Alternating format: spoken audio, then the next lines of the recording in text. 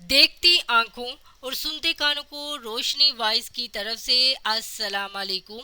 परवरदिगार आदिल है या जालिम? हजरत दाऊद अलैहिस्सलाम ने फरमाया, ए खतून तू क्या बात कर रही है? अल्लाह ताला तो सरासर अदल व इंसाफ वाला है। वो जरा बराबर भी किसी पर जुल्म नहीं करता है। उससे पूछा, तुम ऐसा क्यों कह रही हो? तुम्हारा किस्सा क्या है? उस औरत ने अपना किस्सा बयान करना शुरू किया। ए अल्लाह के नबी, मैं एक बेवा औरत हूँ। मेरी 3 बच्चियां हैं जिनकी परवरिश मैं अपने हाथ से सूत काट काट कर करती हूँ। दिन भर और बाजुकात रातों को जाग कर सूत काटती हूँ। गुज़श्ता रोज मैं अपना कटा हुआ सूत एक सुर्ख कपड़े में बांध कर इसे बेचने के लिए बाजार जाना चाहती थी ताकि इसकी आमदन से बच्चियों के खाने पीने का बंदोबस्त करूं। लेकिन अचानक एक परिंदा मुझ पर टूट पड़ा और सुर्ख कपड़े का टुकड़ा जिस पर मैंने सूत बांध रखा था इसे गोश्त का टुकड़ा समझते हुए ले उड़ा। मैं यूं ही हसरत व यास से हाथ मलती रही। अब मेरे पास कुछ भी नहीं अपनी बच्चियों को खाना खिला सकूं। अभी औरत हजरत दाऊद अलैहिस्सलाम से अपनी दास्तान बयान कर रही थी, इतने में आपके दरवाजे पर दस्तक हुई। अल्लाह ताला के नबी हजरत दाऊद अलैहिस्सलाम ने आने वाले को घर में दाखिल होने की इजाजत दी।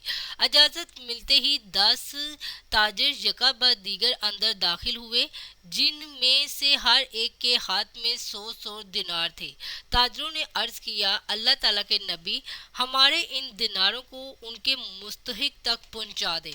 हजरत दाऊद अलैहिस्सलाम ने इनसे पूछा, मेरे पास ये माल हाजिर करने का आपका सबब क्या है?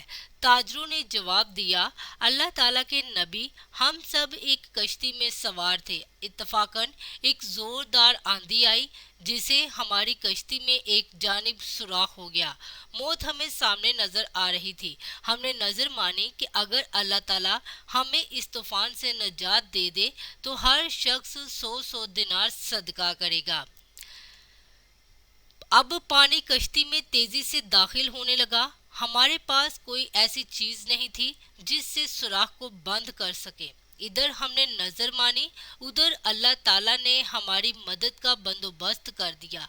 एक बहुत बड़ा परिंदा मंडलाता हुआ कश्ती के ऊपर आ गया। उसके पंजे में एक सुर्ख रंग की पोटली थी। उसने देखते ही देखते पोटली कश्ती में फेंक दी। हमने लपक कर इस पोटली को पकड़ा। इसमें कटा हुआ सूत था। हमने फौरन इससे कश्ती का सुराख बंद किया और इसमें दाखिल शुदा पानी को हाथों से बाहर फेंका। थोड़ी देर बाद तूफान थम गया और यूं हम मौत के मुंह से वापस आए हैं। अब ये सदके की रकम आपके हाथों में है, आप जिसे चाहें इसे दे दे। हजरत दाऊद अलैहिस्सलाम ये किस्सा सुनकर उस औरत की तरफ मुतवज्जा हुए और फरमाया, परवरदिगार तेरे लिए बहरो बर में तजारत कर रहा है और तू है कि जालिम गर्दान रही है।